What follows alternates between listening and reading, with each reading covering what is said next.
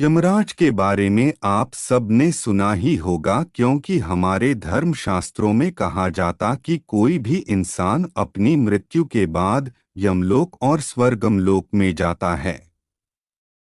कहा जाता है कि मृत्यु के पश्चात यमराज स्वयं उसे यमलोक में ले जाते हैं और वहां पर यमराज उसकी आत्मा से उसके जीवन में किए गए पाप और पुण्य का हिसाब किया जाता है।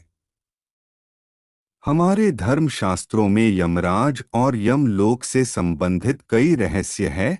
पुराणों के अनुसार यमराज को धर्मराज कहा जाता है, क्योंकि यमराज ही मनुष्य के धर्म और कर्म के अनुसार उसे अलग अलग लोकों और योनियों में भेजने का कार्य करते हैं। इनके बारे में ऐसा भी माना जाता है कि यमराज धर्मात्मा व्यक्ति को इनका स्वरूप कुछ कुछ विष्णु भगवान की तरह प्रतीत होता है और पापियों यमराज के उग्र रूप के दर्शन होते हैं। कोई भी मनुष्य अपनी मृत्यु के बाद में सबसे पहले यमराज और वरुण देव को देखता है। पद्म पुराण के अनुसार पृथ्वी की यमलोक से दूरी 86,000 योजन यानी करीब 12 लाख किलोमीटर है। कहा जाता है कि यमलोक में एक नदी है जिसका नाम पुष्पोदका है। इस नदी का जल अत्यंत शीतल और सुगंधित है। इस नदी में विशाल जांघों वाली अप्सराएं क्रीड़ा करती रहती हैं। पुराणों के अनुसार यमराज की नगरी अर्थात यमलोक करीब 48,000 किलोमीटर लंबा और 24,000 किलोमीटर चौड़ा है। ऋग्वेद के अनुसार कबूतर और उल्लू यमराज के दूत माने गए हैं, जबकि गरुड़ पुराण में कौए को भी यम का दूत कहा गया है। शास्त्र के आधार पर कहा जाता है कि यमलोक के द्वार पर दो विशाल कुत्ते हर समय पहरा देते हैं। इन विशाल कुत्तों का उल्लेख हिंदू धर्म ग्रंथों में तो मिलता ही, किंतु इनके उल्लेख पारसी और यूनानी धर्म ग्रंथों में भी मिलता है। गरुड़ पुराण में उल्लेख मिलता है कि यमलोक में बड़ी बड़ी अट्टालिकाएं और राजमार्ग हैं। यमलोक में चित्रगुप्त का एक विशाल महल है जो यमराज के सहायक के रूप में कलारी करते हैं। यमलोक में यमराज का एक विशाल राजमहल है जिसका नाम कालित्री है। यमराज राजमहल में जिस सिंहासन पर बैठते हैं उसका नाम विचारभू है। हिंदू धर्म शास्त्रों के अनुसार यमलोक में 4 द्वार हैं, जिनमें पूर्वी द्वारा से सिर्फ धर्मात्मा और पुण्यात्माओं को प्रवेश मिलता है, जबकि दक्षिण द्वार से पापियों का प्रवेश होता है और ये पापी यमलोक में यातनाएं भुगतते हैं। मृत्यु अटल सत्य है। संसार में जन्म लेने वाले हर प्राणी की मृत्यु निश्चित है। शास्त्रों में भी कहा गया है कि जो इस दुनिया में जन्म लेकर आया है उसे एक न एक दिन इस संसार को छोड़कर जाना पड़ेगा। गीता में मृत्यु के बारे में कहा गया है कि आत्मा का कोई विनाश नहीं कर सकता है। आत्मा अजर और अमर है। इसे ना ही आग जला सकती है, ना पानी भिगा सकती है और न हवा सुखा सकती है।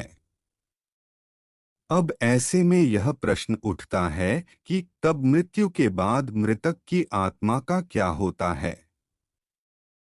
इस प्रश्न का सटीक उत्तर आपको वैष्णव संप्रदाय से संबंधित ग्रंथ और 18 महापुराणों में एक गरुड़ पुराण में मिलेगा।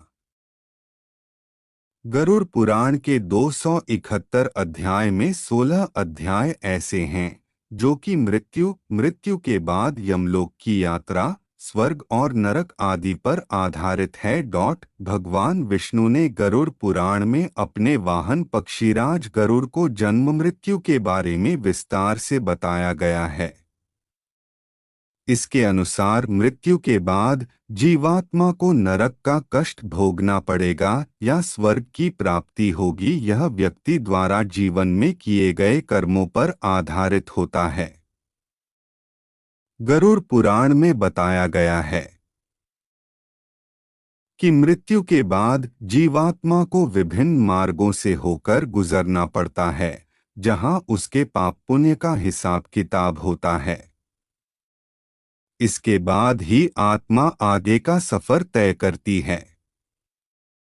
इसमें यह भी बताया गया है कि मृत्यु के कुछ समय पहले व्यक्ति की आवाज बंद हो जाती है, शरीर की सभी इंद्रियां काम करना बंद कर देती है और व्यक्ति को जीवन के आखिरी क्षण में परमात्मा द्वारा दिव्य दृष्टि प्राप्त होती है।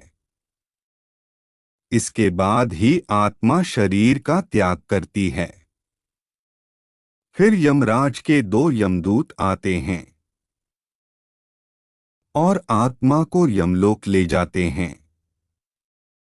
मार्ग में यमदूत आत्मा के साथ वैसा ही व्यवहार करते हैं जैसा जीवात्मा ने अपने जीवन में दूसरों के साथ किया होगा।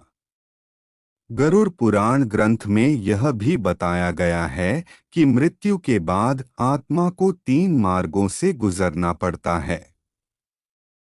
इसमें पहला अर्ची मार्ग, दूसरा धूम मार्ग और तीसरा उत्पत्ति विनाश मार्ग होता है।